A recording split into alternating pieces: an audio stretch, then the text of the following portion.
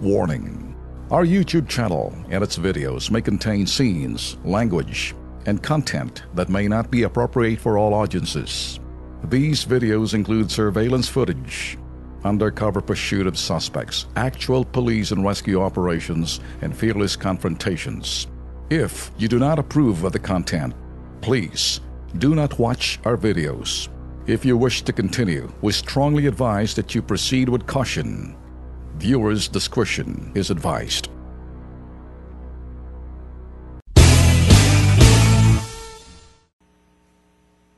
Don't you ever make mistake na parang sabihin mo, sip-sip ka? F you, if that's what you think. I'm stating the fact. No, I'm not one of those trolls that they say trolls kapag ikay nasa majority. Kasi nung araw ho kasi trolls yung mga dilaw kasi marami ho sila noon.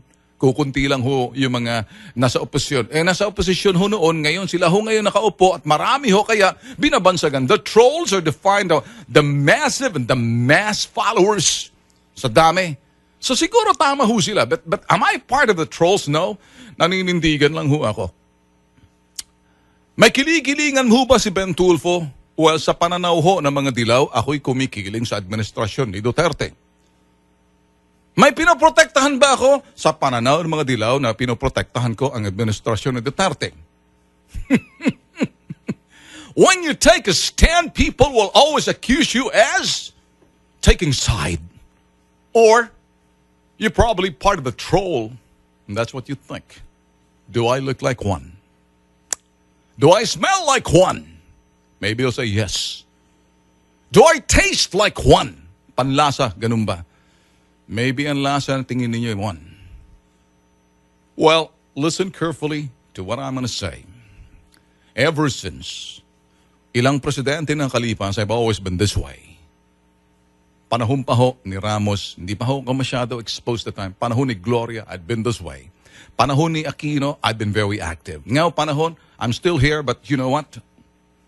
I've still seen that the change must happen. Because that's the one that we wanted, change, pagbabago. It's here. Sabi nga nila, ang trolls ni Duterte, napakarami. Ako, sinasama nila doon. No, I'm not. I take a stand. I work alone. I mean what I say what I mean. When I see something, I say it. I say what I see. Get it?